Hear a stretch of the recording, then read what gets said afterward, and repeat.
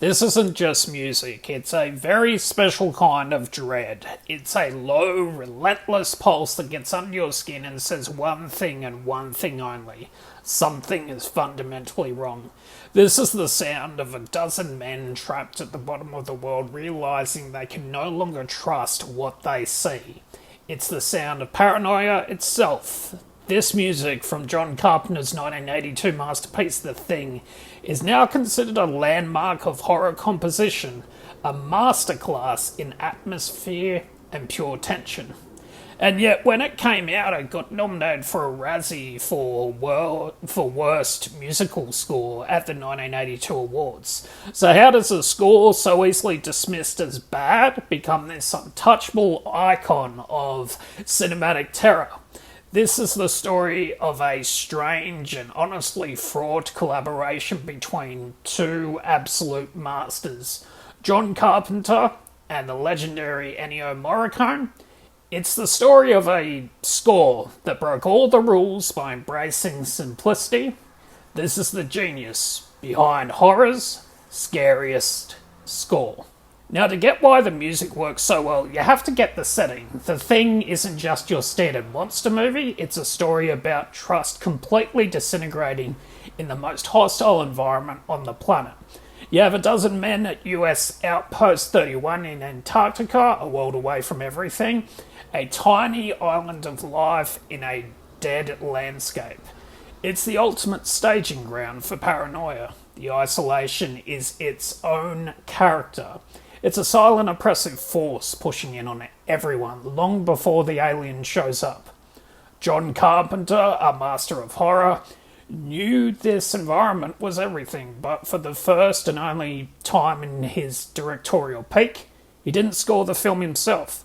He was swamped with the production, and the studio suggested outsourcing the music. The name they landed on was a titan, Ennio Morricone.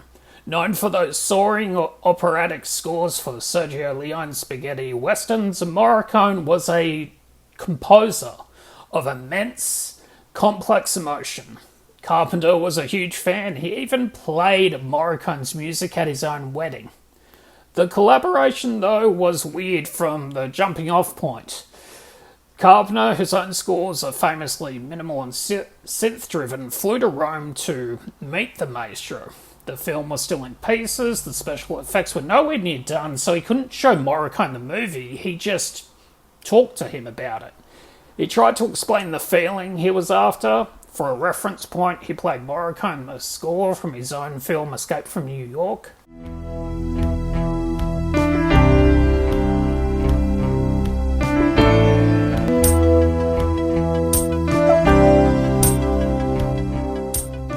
A classic Carpenter synth soundscape. Then he gave the legendary composer one piece of core feedback: use fewer notes. So Morricone went back to his studio, tasked with this weirdly contradictory challenge: make a grand European-style score for a claustrophobic American horror film, but make it sound like John Carpenter.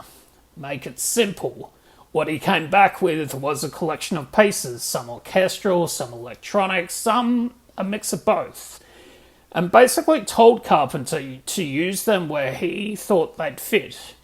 From this strange, disconnected process, a sound was born, and to make things even stranger, John Carpenter and his longtime collaborator Alan Howarth would end up adding some of their own synth cues to the final mix, blurring the lines of authorship even further.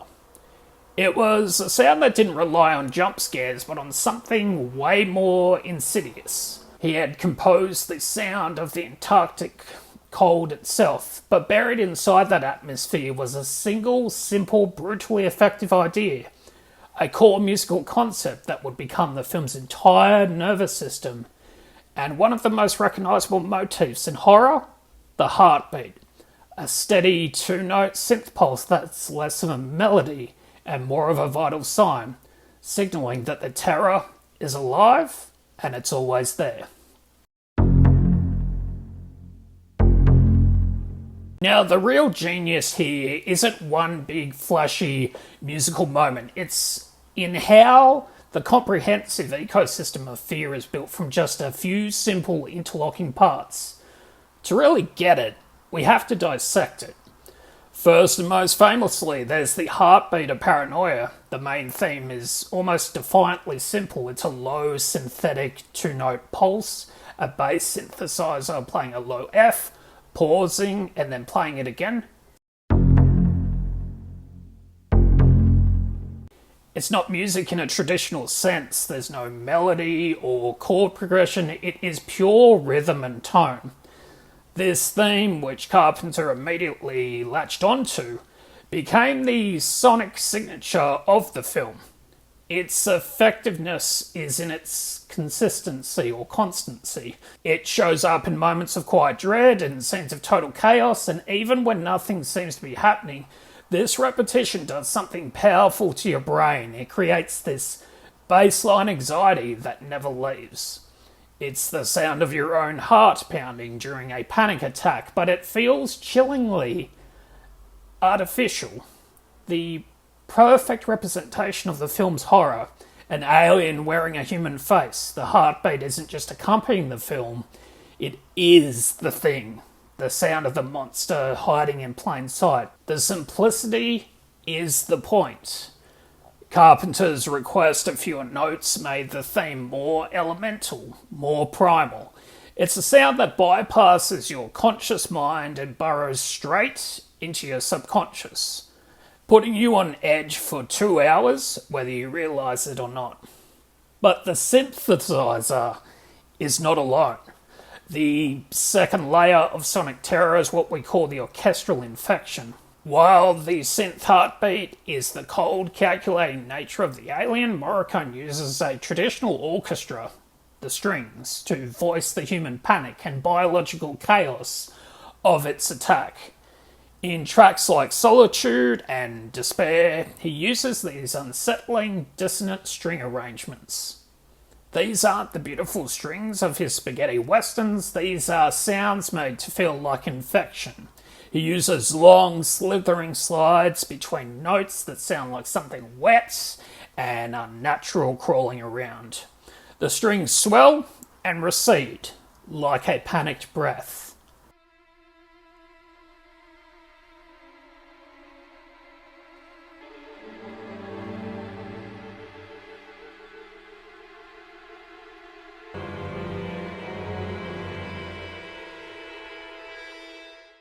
What's brilliant is the contrast. The electronic heartbeat is steady, mathematical, inhuman, but at the same time the orchestral strings are chaotic, organic, and terrified. It's like you're hearing a musical battle between two different life forms. The cold synth is the alien predator, the shrieking strings are its human prey being twisted apart from the inside. The score is sonically separating the human from the alien, even when the visuals are trying to blur that exact line. In fact, a few of Morricone's unused orchestral pieces were so effective that Quentin Tarantino repurposed them for his own claustrophobic thriller, The Hateful Eight, which earned Morricone his first Oscar. This brings us to the final and maybe the most powerful element, the sound of nothing. Ennio Morricone is a man who scored over 500 films, understood something many composers don't. Sometimes the most effective musical choice is not music at all. And John Carpenter, a minimalist himself, leaned into this hard. There are these long, agonising stretches in The Thing, defined by near total silence. Scenes of quiet suspicion where the only sounds are the creaking outpost, the howl of the wind, and the footsteps of men who don't trust each other anymore.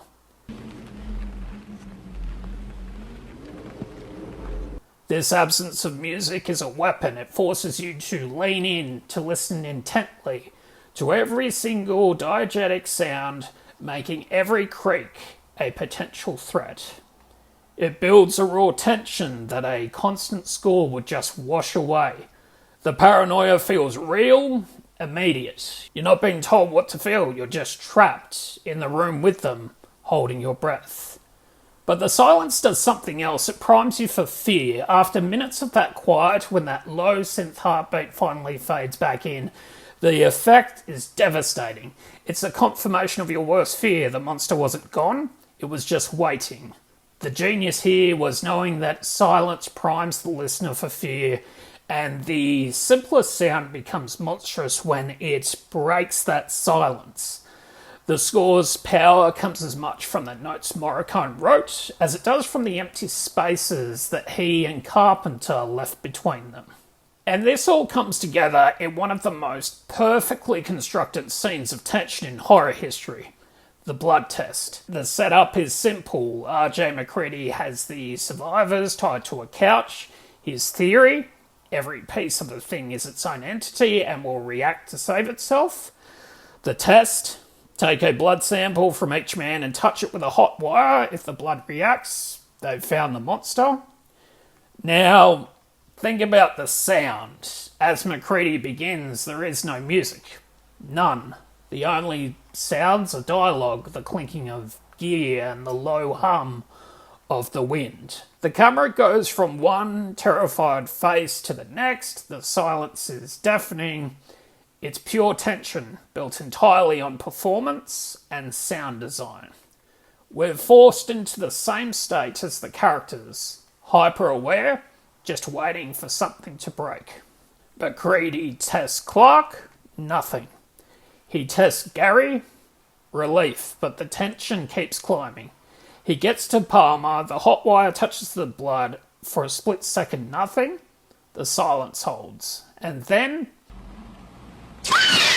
the blood doesn't just sizzle, it shrieks and leaps from the dish, and in that exact microsecond the score doesn't just return, it explodes. But it's not the slow heartbeat, it's a chaotic, violent burst of Morricone's infected strings and Carpenter's aggressive synth tones. The music doesn't just signal danger, it embodies the biological horror of the transformation itself. It's loud, dissonant, and completely overwhelming. The silence did its job. It stretched our nerves to the breaking point. The explosion of sound is the payoff. It's a moment of pure cathartic terror. For agonising minutes we were deprived of musical guidance, and when the score hits it feels like a physical assault. It's the sonic equivalent of Palmer's body exploding. After the chaos, as the Palmer thing is torched, the score settles. And what fades in? That familiar, dreaded pulse.